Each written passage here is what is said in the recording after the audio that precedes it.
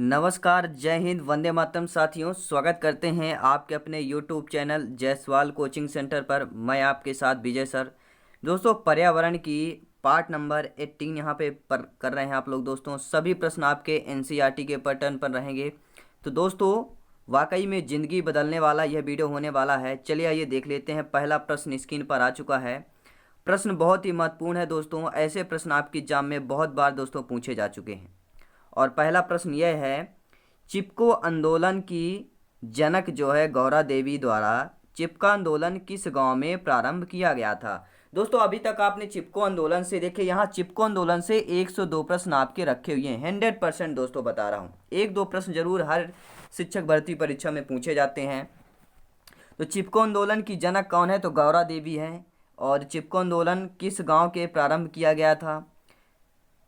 तो देखिए, गांव से रिलेटेड अब ये डीपली प्रश्न पूछेगा। इससे बहुत सारे नॉर्मल प्रश्न तो पूछ चुका है कि किससे पेड़ से संबंधित है, कौन सा आंदोलन था, कहाँ पर चलाया गया। ये बहुत साधारण प्रश्न हो गए। लेकिन अब डीपली प्रश्न पूछेगा कि यह किस गांव से प्रारंभ हुआ था। तो गांव कौन से हुआ? कि रैणी गांव से हुआ था। याद रखना है कौन सा गाँव है, रैणी गाँव से हुआ था। यह आपको लोगों को याद रखना है। नेक्स्ट क्वेश्चन देख लेते हैं स्क्रीन पर। अगला प्रश्न है, निम्नलिखित में से कौन सा रामसर घोषणा की सूची में नाम जो है क्षेत्र नहीं है। यानी जो रामसर घोषणा एक सूची थी, उसमें किसका जो नाम है क्षेत्र का नहीं है। यहाँ पर कौन सा, जब आप रामसर की जो घोषणा की सूची थी, अब उसमें कौन सा नाम नहीं है, किस क्षेत्र का उस पर नाम नहीं है, यह प्रश्न पूछा जा रहा है। बहुत अच्छा प्रश्न है, सभी लोग ध्यानपूर्वक इस प्रश्न का देखेंगे और आंसर भी आप लोगों को ध्यानपूर्वक देना है। सभी लोग कमेंट करें इसका राइट आंसर क्या होगा।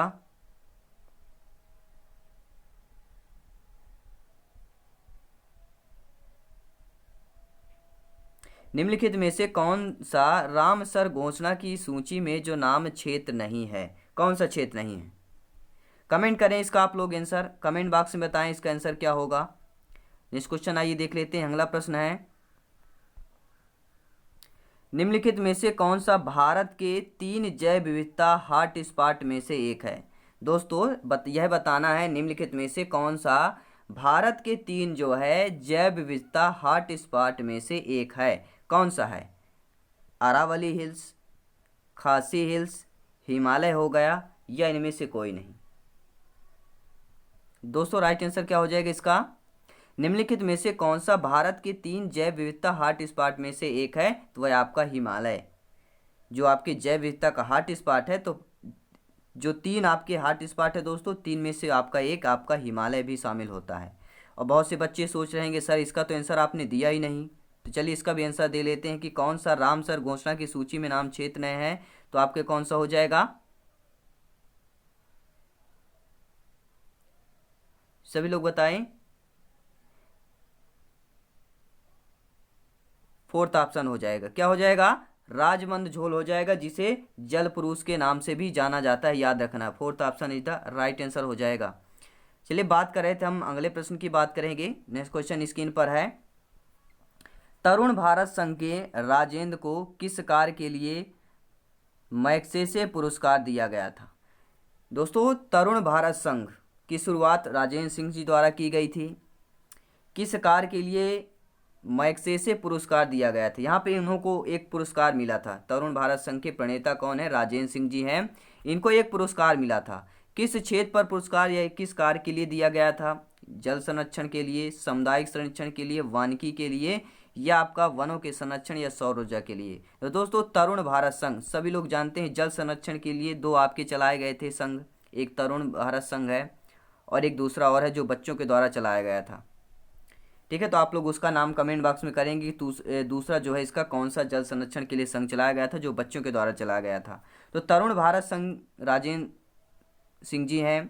और किस कार्य के लिए इन्हें मैग्सेसे पुरस्कार दिया गया था? तो दोस्तों, किसके लिए दिया गया था? सभी लोग बताइए। तरुण भारत संघ,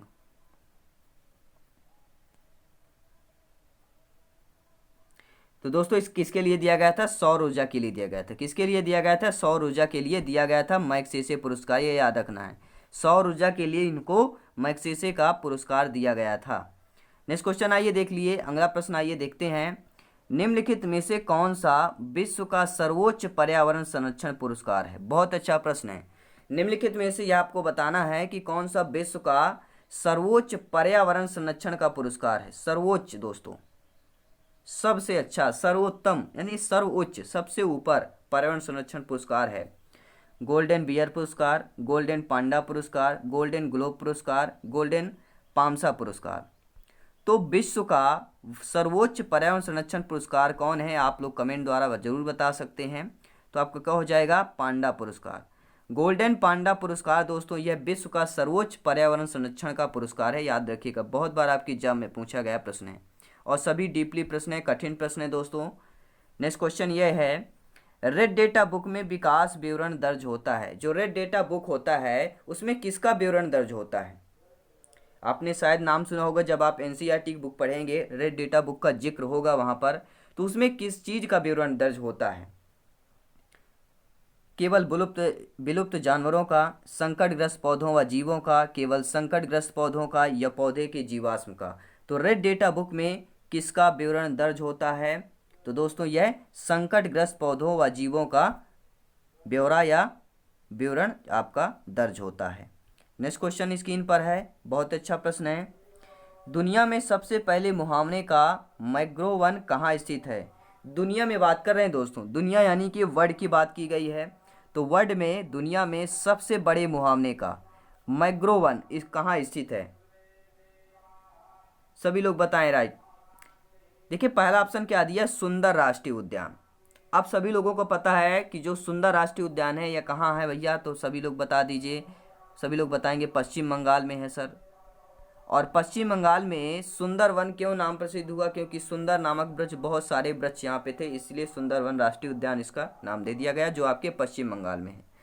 और प्रश्न यह है कि दुनिया का सबसे बड़ा मुहावरे का मैंग्रोव वन जो है कहाँ स्थित है?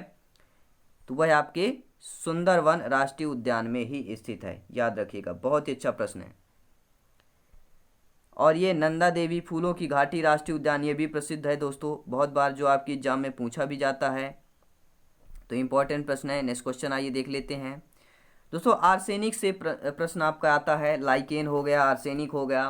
तो आर्सेनिक द्वारा जल प्रदूषण सर्वाधिक होता है। दोस्तों आर्सेनिक किससे रिलेटेड है? आपका जल प्रदूषण से रिलेटेड है। लाइकेन किससे रिलेटेड है? तो आपका वायु प्रदूषण से रिलेटेड है। अगर लाइकेन से संबंधित आए तो वह आपका वायु प्रदूषण से होगा, लाइकेन यानी वायु प्रदूषण। और आपका आर्सेनिक आ जाए तो जल प्रदूषण से संबंधित है। तो आर्सेनिक द्वारा जल प्रदूषण सर्वाधिक है। तो आर्सेनिक द्वारा जो जल प्रदूषण सर्वाधिक होता है वह कहाँ पर होता है, ये आपको लोगों को बताना है। बहुत अच्छा प्रश्न है। तो आर्सेनिक द्वारा जल प्रदूषण जो सर्वाधिक होता है वह आपके पश्चिम बंगाल में होता है, याद रखिएगा। नेक्स्ट क्वेश्चन आइए देख लेते हैं स्क्रीन पर। पहला प्रश्न ऐसा है दोस्तों, पराबैंगनी किरणें का। और यहाँ से बता दूं दोस्तों मैं, एक प्रश्न आपका आना है ओजोन से रिलेटेड, ओजोन परत से रिलेटेड एक प्रश्न आपका आना ही आना है। निम्नलिखित पराबैंगनी किरणों में से कौन सा अधिक हानिकारक होता है? जो पराबैंगनी किरणें होती हैं, अब इनमें से यह बताना है हानिकारक कौन सा होता है। UVA किरणें, ऐसे UVA लिखा होता है ना, UVA हो गया, UVB हो गया, ऐसे लिखा सकता है। मैंने यहाँ पे क्या हिंदी में ही टाइप कर दिया है। तो UVA, UVB, UVB, UVC हो जाएगा, या उपयुक्त में से कोई नहीं। तो दोस्तों पराबैंगनी किरणों में से कौन सा जो अधिक हानिकारक होता है वह कौन सा होगा? तो क्या हो जाएगा आपका? UVC हो जाएगा। UVC क्या करना है? UVC जो होता है वह सबसे ज़्यादा, UVC जो किरणें होती हैं वह सबसे ज़्यादा हानिकारक होती हैं, याद रखिएगा। सबसे ज़्यादा हानिकारक UVC होती हैं। अल्ट्रावायलेट, अब आप बोलेंगे UV क्या है? तो UV आपका क्या हो दोस्त? अल्ट्रावायलेट हो जाएगा। क्या है आपका? अल्ट्रावायलेट। नेक्स्ट क्वेश्चन देखिए स्क्रीन पर क्या दिया गया है दोस्तों। ध्वनि प्रदूषण का मापन किस इकाई द्वारा किया जाता है? बहुत अच्छा प्रश्न है। जो ध्वनि प्रदूषण है इसका मापन किस इकाई द्वारा किया जाता है? बहुत अच्छा प्रश्न है। तो ध्वनि मापन की इकाई सभी लोग जानते हैं किसके द्वारा किया जाता है। बच्चा जानता होगा कि डेसिबल द्वारा किया जाता है। किसके द्वारा किया जाता है? डेसिबल द्वारा किया जाता है। ध्वनि प्रदूषण का मापन डेसिबल द्वारा किया जाता है। और ये भी नैनो इकाई, न्यूटन, ये भी मात्रक है, तो इनको भी आपको स्टडी कर लेना है। चारों ऑप्शन आपसे बनना चाहिए, तभी आप समझ पाएंगे। अगर आपसे नहीं बनता है कि ध्वनि प्रदूषण का, मान लीजिए यहाँ तो ध्वनि है, कोई और भी दे दिया जाए इकाई, मान लीजिए कि जूल का किसका होगा इकाई, यह दे दिया जाए, न्यूटन की इसका इकाई होगी, यह पूछ लिया जाए, तो आप लोगों का डेसिबल जूल का मालूम होगा, तब आप न्यूटन का ऑलरेडी बता सकते हैं। ठीक है, तो आइए हम नेक्स्ट क्वेश्चन यहाँ पे देख लेते हैं। अगला प्रश्न यह है दोस्तों कि अंतर्राष्ट्रीय ओजोन दिवस कब मनाया जाता है। दोस्तों दिवस से संबंधित आपका एक प्रश्न दोस्तों पक्का रखा हुआ है, ये समझ लीजिए। ठीक है, दिवस यानी दिन से जो भी है आपका 1 से 2 प्रश्न रखा हुआ है, बिल्कुल रखा हुआ है। तो अंतर्राष्ट्रीय ओजोन दिवस कब मनाया जाता है, मैं लगभग ये 2-3 बार रिपीट हुआ है क्वेश्चन, तो यानी कि इम्पोर्टेंट क्वेश्चन है दोस्तों। तो अंतर्राष्ट्रीय जो आपका दिवस मनाया जाता है 16 सितंबर को मनाया जाता है। मैं बार बार आप लोगों को बताता हूँ, 16 सितंबर को अंतर्राष्ट्रीय ओजोन दिवस मनाया जाता है। और जो दोस्तों आर्द्रभूमि सम्मेलन, आर्द्रभूमि सम्मेलन कब किया गया है, तो 1971 में किया गया है, याद रखना है। और 22 मार्च को, 22 तारीख को याद रखना है, 22 मार्च को कौन सा दिवस, तो जल दिवस मनाया जाता है। ठीक है, आप याद रखना है 22 मार्च को जल दिवस मनाया जाता है, ये याद रखिएगा। और जो आपका 22 अप्रैल का पृथ्वी दिवस होता है, क्या होता है, 22 अप्रैल को पृथ्वी दिवस होता है आपका। और 22 मई को क्या होता है दोस्तों, 22 मई को जैव विविधता दिवस होता है। और 16 सितंबर को आपका ओजोन दिवस होता है। 8 मार्च को क्या होता है, सभी लोग बताएं कमेंट करके, 8 मार्च को क्या होता है, 8 मार्च को महिला दिवस होता है, ये याद रखना। बहुत ही इंपॉर्टेंट प्रश्न है जो बहुत बार एग्जाम में पूछे गए हैं, रिपीटेड प्रश्न है दोस्तों। क्वेश्चन यह है कि निम्नलिखित ईंधनों में से कौन सा न्यूनतम पर्यावरणीय प्रदूषण उत्पन्न करता है। निम्नलिखित ईंधनों में से कौन सा न्यूनतम, न्यूनतम यानी कि नया, जो भी नया पर्यावरण प्रदूषण उत्पन्न करे, नया यानी कि आज की बात करें, न्यूनतम यानी कि पुराने नहीं, जो पहले से उत्पन्न हो रहे हैं वो तो ठीक है, नया न्यूनतम की बात की गई है। तो डीजल, पेट्रोल, हाइड्रोजन, कोयला। तो कोयला पहले से यहाँ पर, तो नया क्या होगा, तो नया क्या हो जाएगा भैया, देखिए डीजल हो गया, पेट्रोल और ये कोयला, ये तो पहले से हो गए, लेकिन न्यूनतम की बात कर रहा है, नया तो आपका हाइड्रोजन हो जाएगा। ठीक है दोस्तों, क्या हो जाएगा, ईंधनों में से कौन सा न्यूनतम पर्यावरण प्रदूषण उत्पन्न करता है, तो आपका वह हाइड्रोजन है। नेक्स्ट क्वेश्चन देख लेते हैं, अगला प्रश्न स्क्रीन पर है। और प्रश्न यह है दोस्तों कि निम्नलिखित में से किस गैस के कारण भोपाल गैस त्रासदी हुई थी। बहुत अच्छा प्रश्न है। मध्य प्रदेश के भोपाल गैस जो त्रासदी है, बहुत ज़्यादा यहाँ पे हुआ था, बहुत ज़्यादा नुकसान हुआ था, आज भी वहाँ पे कुछ अंश आपको दिखेंगे। तो भोपाल गैस त्रासदी में किस गैस के कारण यहाँ पे त्रासदी आई थी, किस गैस के कारण यह कांड हुआ था, तो राइट आंसर क्या हो जाएगा, मिथाइल आइसोसाइनाइड के कारण। वहाँ पर मिथाइल आइसोसाइनाइड जो गैस है उसका रिसाव होने के कारण ही भोपाल गैस त्रासदी जो त्रासदी हुई थी, याद रखिएगा। बहुत अच्छा प्रश्न है और बहुत बार आपके कॉम्पिटिटिव एग्जाम में पूछा गया दोस्तों। ग्रीन मफलर संबंधित है, आपने शायद स्क्रीन पर इसका देखा होगा कि ग्रीन मफलर जो है वह किससे संबंधित है, मृदा प्रदूषण से है, वायु प्रदूषण से है, ध्वनि प्रदूषण से है, जल प्रदूषण से। बहुत अच्छा प्रश्न है दोस्तों, सभी लोग बताइए। ग्रीन मफलर संबंधित है, ग्रीन मफलर जो है आपका किससे संबंधित है,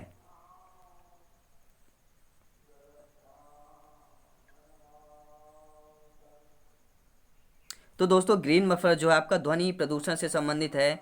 ग्रीन मफलर, हमारे जो दिल्ली के सीएम हैं वो क्या मफलर पहनते हैं, बिल्कुल मफलर पहनते हैं, मफलर पहनते हैं यानी कि कान पर पहनते हैं। ध्वनि कहाँ सुनाई देती है, कान पर सुनाई देती है, तो ग्रीन मफलर ध्वनि प्रदूषण से संबंधित है, ये आप लोगों को याद रखना है, क्लिक कर लीजिएगा। नेक्स्ट क्वेश्चन आइए देख लेते हैं। अगला प्रश्न यहाँ पर यह है दोस्तों, भूमंडलीय तापन का कारण है, यानी जो भूमंडल का हमारा जो तप रहा है इसका कारण क्या है।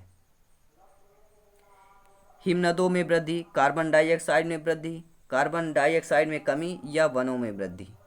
तो सभी लोग जान गए होंगे इसका राइट आंसर क्या हो जाएगा, कार्बन डाइऑक्साइड में वृद्धि के कारण होता है, यानी CO2 में वृद्धि के कारण ही भूमंडलीय तापन का ये तापमान बढ़ रहा है आपका। नेक्स्ट क्वेश्चन आइए देख लेते हैं स्क्रीन पर। प्रश्न यह है दोस्तों, गंगा एक्शन प्लान को लगाने का उद्देश्य निम्नलिखित में से किस सुधार हेतु किया गया। दोस्तों बहुत बार ये मुहिम चलाई गई कि गंगा का पानी साफ होना चाहिए, गंगा नदी का पानी साफ होना चाहिए, गंगा माँ जो है इनका पानी स्वच्छ और निर्मल होना चाहिए।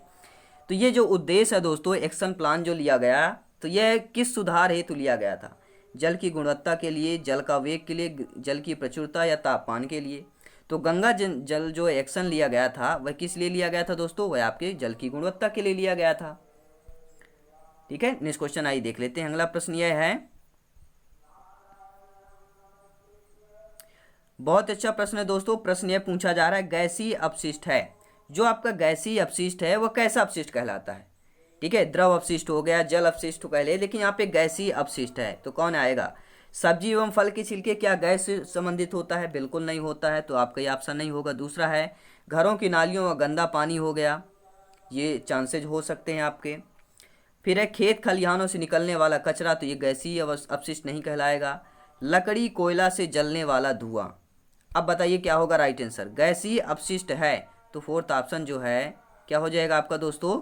ये हो जाएगा लकड़ी कोयला से जलने वाला धुआं ही गैसीय अपशिष्ट के में आ जाएगा, राइट आंसर हो जाएगा। अगला प्रश्न आइए देख लेते हैं। बहुत अच्छा प्रश्न है कि कौन सा वायुमंडलीय प्रदूषक अम्लीय वर्षा का मुख्य कारण है? दोस्तों वायुमंडलीय प्रदूषक जिसमें अम्लीय वर्षा का मुख्य कारण कौन सा है? कारक है SO2 है, H2S है, HCl है या आपका N2 होगा। SO2 यानी कि सल्फर, कई बार ये दोस्तों प्रश्न आ चुका है घुमा फिरा के, और यह राइट आंसर इसका सल्फर ही होगा कि सल्फर जो है वायुमंडलीय प्रदूषक अम्लीय वर्षा का मुख्य कारण आपका सल्फर ही होता है, याद रखिएगा, बहुत बार दोस्तों एग्जाम में पूछा गया है। नेक्स्ट क्वेश्चन आइए देख लेते हैं। अगला प्रश्न है, निम्नलिखित में से कौन सा ग्रीन हाउस गैस नहीं है? बहुत अच्छा प्रश्न है, यह बताना आप लोगों को ग्रीन हाउस गैस कौन सा नहीं है। अब यह ध्यान देना प्रश्नों में नहीं है, यानी कि आपका यह निगेटिव प्रश्न हो गया। तो निगेटिव प्रश्न को कैसे यहाँ पे सॉल्व करेंगे, आइए देखते हैं। ग्रीन हाउस गैस नहीं है, देखिए आपका CO2 ग्रीन है, N2 है, CH4 है। CH4 यानी कि मीथेन हो गया, मीथेन भी है आपका, N2 है, नाइट्रस ऑक्साइड भी है, CO2 यानी कि कार्बन डाइऑक्साइड है, बचता है आपका CM कार्बन मोनोऑक्साइड। तो कार्बन मोनोऑक्साइड आपका ग्रीन हाउस गैस का प्रभाव यहाँ पे नहीं आएगा, तो सी ऑप्शन आपका सही हो जाएगा। According to question is the right option number 3 हो जाएगा, यानी कि कार्बन मोनोऑक्साइड। नेक्स्ट क्वेश्चन आइए देख लेते हैं। अगला प्रश्न है, निम्नलिखित में से कौन सी एक ग्रीन हाउस गैस है? अब यहाँ पे बताना ग्रीन हाउस गैस कौन सी है, चलिए कमेंट करके बताइए। ग्रीन हाउस गैस अभी पिछले कई प्रश्न हमने डिस्कस किया था कौन सा नहीं है, यहाँ पे आपको बताना कौन सी है। देखिए ऐसे भी प्रश्न आपके एग्जाम में घुमा फिरा के पूछ लिए जाते हैं, ठीक है, तो पूछ लिए जाते हैं। तो क्या होगा यहाँ पर राइट आंसर बताइए भैया, सभी लोग कमेंट करें, इसका आंसर क्या होगा, कौन सी एक ग्रीन हाउस गैस है? देखिए यहाँ पे क्या मैं आपको बता देता हूँ। ग्रीन हाउस गैस देखिए कौन से यहाँ पे नहीं था, CO2 है, N2 है, CH4 है, ये याद रखना है, CO नहीं था। अब यहाँ पे क्या दिया है, मीथेन, ये तो था आपका। तो देखिए जो सल्फर डाइऑक्साइड यानी कि जो SO2 होता है दोस्तों, ये जो है ग्रीन हाउस गैस, कौन सी एक ग्रीन हाउस गैस है? तो SO2 है, CH4 है, क्या होगा कमेंट करें भैया।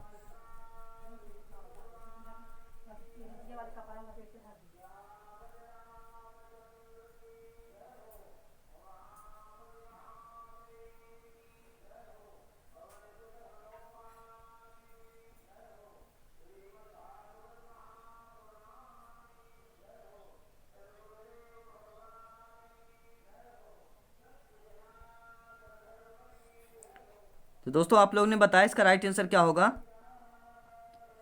कौन सी ग्रीन गैस है? तो आपका जो मीथेन होगा वह आपका क्या हो जाएगा।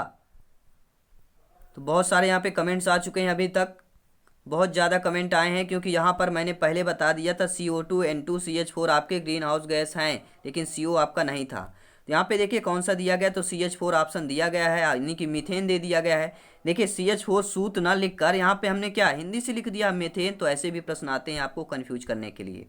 नेक्स्ट क्वेश्चन आइए देख लेते हैं। अगला प्रश्न स्क्रीन पर है, पृथ्वी पर पहुंचने से पहले ओजोन परत किन कारणों को अवशोषित करती है? यानी पृथ्वी पर जो पहुंचने से पहले ओजोन परत जो है किन किरणों को, कारणों नहीं सॉरी, किन किरणों को अवशोषित कर लेती है? गामा किरणें हैं, एक्स किरणें हैं, पराबैंगनी किरणें हैं, बीटा किरणें हैं। तो पृथ्वी पे पहुंचने से पहले जो सूर्य से किरणें निकलती हैं उनमें कुछ किरणें होती हैं जो ओजोन, हानिकारक किरणें जो होती हैं वह जो ओजोन परत है वह रोक लेता है, यानी अवशोषित कर लेता है। वह कौन सी किरणें हैं ये आप लोगों को बताना है। तो वह दोस्तों पराबैंगनी किरणें हैं। कौन सी किरणें हैं जो पृथ्वी पर पहुंचने से पहले ओजोन परत पराबैंगनी किरणों को अवशोषित कर लेता है। नेक्स्ट क्वेश्चन आइए देख लेते हैं अगला प्रश्न स्क्रीन पर। वायु प्रदूषण को कम किया जा सकता है। जो वायु प्रदूषण है इसको कम किया जा सकता है। कैसे किया जा सकता है? मछलियों के द्वारा, जंतुओं के द्वारा, सूर्य प्रकाश के द्वारा या वृक्षों के द्वारा। तो दोस्तों जितना ज़्यादा वृक्ष करेंगे तो वायु प्रदूषण को कम किया जा सकता है, यानी कि CO2 की मात्रा कम हो। CO2 की मात्रा कैसे होगी? जब वृक्षों द्वारा होगी। ज़्यादातर वृक्ष होंगे क्योंकि वृक्ष क्या है, CO2 लेते हैं, O2 देते हैं। तो आप क्या होगा, वायु प्रदूषण को कम किया जा सकता है, वृक्षों के द्वारा कम किया जा सकता है। इस क्वेश्चन देख लेते हैं। सूर्य के हानिकारक किरणों से पृथ्वी में कौन सा स्तर सुरक्षित रखता है? जो सूर्य के हानिकारक किरणें से है, पृथ्वी को कौन सा स्तर जो है सुरक्षित रखता है? मैं बहुत बार आपको दोस्तों बताया हूँ, जो आपका UVC जो किरणें हैं ये सुरक्षित रखती हैं। ये कौन से हैं? तो आपकी ये समताप मंडल में होती हैं, और समताप मंडल को क्या है, स्ट्रेटोस्फियर कहा जाता है। और ओजोन परत की मोटाई मापने के लिए दोस्तों इकाई क्या है? तो उसे डाप्सन कहा जाता है। ओजोन परत की मोटाई जो है उसे मापने या नापने की इकाई क्या है? आपकी डाप्सन है। बहुत बार एग्जाम में पूछा गया है। तो सूर्य के हानिकारक किरणों से पृथ्वी को कौन सा स्तर जो है सुरक्षित रखता है? तो सभी लोग जानते हैं ओजोन स्तर जो है आपका सुरक्षित रखता है। तो बहुत ही इंपॉर्टेंट प्रश्न है दोस्तों। और जो है एग्जाम में आ गया कि UVC जो किरणें हैं आपकी वह कौन से है? तो वह समताप मंडल में पाई जाती हैं। इसे इंग्लिश में स्ट्रेटोस्फियर भी कहते हैं, ठीक है, स्ट्रेटोस्फियर भी कहते हैं। और ओजोन परत का जो क्षय है सबसे ज़्यादा कहाँ पर हो रहा है? ओजोन परत का जो क्षय है सबसे ज़्यादा कहाँ पर हो रहा है? तो अंटार्कटिका में हो रहा है। कहाँ पर हो रहा है भैया? अंटार्कटिका में सबसे ज़्यादा आपका ओजोन परत का क्षय हो रहा है। और ओजोन परत की मोटाई मापने का इकाई क्या है? आपकी डाप्सन हो गई। और लाइकेन जो है वायु प्रदूषण से संबंधित है। आर्सेनिक आपका जल प्रदूषण से संबंधित है। और आर्द्रभूमि सम्मेलन 1971 में किया गया था। अगर एग्जाम में आ गया कि आर्द्रभूमि का सम्मेलन कब किया गया था? 1971 में किया गया था। तो ये सभी इंपॉर्टेंट फैक्ट हैं दोस्तों। ऐसे ही वीडियो डेली मिलते रहेंगे। तो आज ही हमारे चैनल को ज्वाइन कर लीजिएगा, सब्सक्राइब कर लीजिएगा और लाइक शेयर करना मत भूलिएगा। जैसे हम आपका सहयोग कर रहे हैं तो आप भी किसी और भी फ्रेंड्स का सहयोग करें, क्योंकि हमारे प्रधानमंत्री जी कहना है सबका साथ सबका विकास। दोस्तों चैनल पे पहली बार जितने भी भाई बहन जितने भी बच्चे आए हों भैया सभी लोग ज्वाइन कर लें, सब्सक्राइब कर लेंगे और जाएंगे जायसवाल कोचिंग सेंटर पे। प्लेलिस्ट में सभी क्लासेज आपको फ्री में मिल जाएगी, PDF फाइल भी आपको फ्री में मिल जाएगा। क्योंकि दोस्तों हमारी इच्छा राष्ट्रहित में शिक्षा, राष्ट्रहित में शिक्षा हमारा टारगेट है, हमारा एक लोगो है, हमारी इच्छा राष्ट्रहित में शिक्षा। तो दोस्तों मिलते हैं नेक्स्ट क्लास में। जय हिंद, वंदे मातरम। हंसते रहिए, मुस्कुराते रहिए और जो प्यारी प्यारी खुशियां हैं चारों तरफ बांटते रहिए। धन्यवाद।